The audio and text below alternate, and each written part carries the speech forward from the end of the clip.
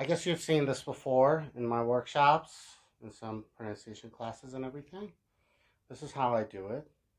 All right. For example, today we can pick two sounds that are pretty common in English and very problematic for us non-native speakers. One is the sound of like, I don't know, Left, left, eh. The other one is E, like leave. You also have Live. Well, this one is Leave, right? You know that. This one is Live, which is live. Well, it's not it's not it's it. It's something in between. Obviously, there is a range. So you might come across one native speaker who pronounces this sound here. Another one might pronounce it here, but they all fall within the range. However, this is not actually the real deal. This is only the surface. Deep down, there is another game going on. And that is what I'm about to tell you. So, I don't think anybody would have a problem with the E sound because I guess practically all languages, of course, I don't know all languages, but I think most languages have this sound. For example, in Farsi, we do have it. E, long E, we do have it. Is pretty common among languages, as far as I know, which is very little. But this one is problematic like hell. Okay, so this is how it goes. We know for a fact that the sound falls here, live. It's not this. It's not left, for example. It's not leave. It's live. But the moment of truth. Drum roll. So the minute you start to produce, or let's say reproduce that sound, this happens. The easy one is like this. Leave.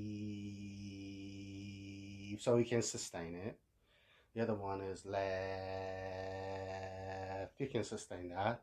This one, for example, in Farsi, it's not a sound that we actually do have. So it's kind of hard to sustain it. So if you look at it like this, it's easy. You can say live. So left, leave, and live. But what if you were to start from a certain point and find the angle? It usually goes like this. And you see that, oh my God, I'm going awry. This is what happens. So you go like, and then you go like, oh, how am I supposed to sustain this? Well, the best thing to do is to find it first. So leave, left, live, and then work your way backwards like this. So how do I mean that? So I know I have said live. So can I also say live and sustain it without going like live? It's difficult. In order for a non-native speaker to do this easily, songs do come in handy. So I want to live with you, whatever. But this is only the surface. There is something else working here, and that's the psychology. How does that work? Does it work for us or against us? Obviously, it works against us. But what is the core issue? Is it the language? No, that's the surface. You can easily fix that and say, oh, okay, I'm supposed to say live until you just nail that sound, whatever it is. But the psychology, the mind game that is involved is the core issue. For example, the minute I start speaking English, for example, right now, you know I'm not a native speaker. I know I'm not a native speaker. But since we have actually suspended that disbelief, let's say, I'm comfortable. But if I were to like be judged, I would not be comfortable at all. So I would be like, oh my God, they're listening to me. They're gonna judge me. Somebody is gonna say, oh, he sounds like shit, whatever. Oh, I'm sorry. No, I'm not sorry. That doesn't mean excrement, does it? No, it just means bad. So if you hear me use words like that, please don't take it literally. Anyway, so when I'm speaking another language, I'm sorry, for example, in this case, English, which is a foreign language to me, I did not acquire it. I learned it, by trying. Actually, there was effort involved. Would I be able right now to do it effortlessly? Well, on the surface, the answer is no. But if you just delve deeper, the answer is a resounding no. No, because right now, even right now, I'm being judged, and I know it. So if I on my end, if I can actually suspend that disbelief and say, oh, they know I'm not um, a native speaker. I'm not a native speaker, and I'm not acting as if I am or was slash were. No, it's not like that at all. I am putting on an act. You know it, I know it. Since there is that, let's say, tacit agreement to pretend, I mean, for both parties, to pretend that, oh, this is a guy who's actually speaking another language. If you are part of that agreement, I'll feel comfortable. And that psychology, that mind game is not going to haunt me in any way. Because, I'm just recording myself. I'm just going on the record, so to speak. And I'm just sounding the way I usually sound.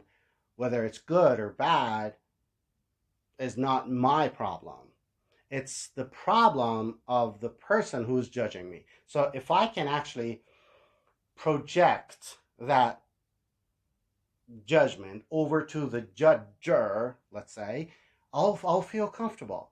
And I'll be like, okay, I'm just pretending that I'm speaking another language. The person who's listening to me, I'm sorry, the person who's listening to me is also pretending. So we're even Steven, right? We're just like, okay, I don't owe you anything. I don't owe you a perfect performance. You don't expect a perfect performance. So it evens things out between the two of us.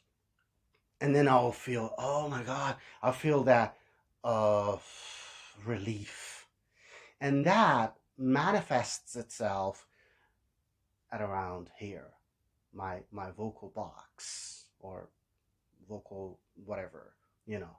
I'll be more comfortable to articulate, and as a result, I'll be able to sustain the sounds that I'm supposed to sustain the way I talked about at the beginning, like live. You see, without going like live, without going like that, I'll be able to put across that sound that is somehow, well, I should say, is expected of me, especially after more than 2 decades. I'm supposed to sound at least similar to what my audience has actually heard before. All right? The minute I somehow tune up my vocal system, let's say, because it's a system. I hate to say vocal box or chords for that matter, because it's not only that. That's only the surface of the matter. It's like a huge, very huge iceberg, you know. At the top, you have the language, this is this sound, this is that sound, whatever. But beneath all that, there is that mind game that I was talking to you about. That's that judgment, that thing that we're all scared to death of. So if I'm calm enough, I'll be able to get a control, hold, and maintain also that level of control, and then I'll be able to perform. So just a little bit of, well, let's call it advice. When you start speaking another language, remember that it's a Pinocchio kind of game going on. You are Geppetto, and you are also Pinocchio. And those strings holding the proverbial puppet is your knowledge of the language. That's the tip of the iceberg. Well, obviously, you have to be familiar with phonetics and everything, but that's only the surface. Beyond that, you need to tell your audience and yourself, because you're part of your audience as well. You know, you need to tell them, oh, this is only an act. You know, this is not my language. This is the language that I am pretending to speak, because I firmly, very firmly believe that a non-native speaker does not speak the language, but rather we act it.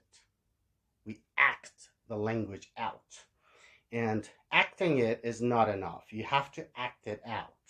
You know, you need to be able to just grow out of yourself, let yourself bud, so to speak. See what I'm saying? Of course, in later videos, I'm going to be delving even deeper, further, until we just get to the core of the matter. But for the time being, I guess I have actually managed to scratch the surface. That's it. Should we wrap it up? I think we should.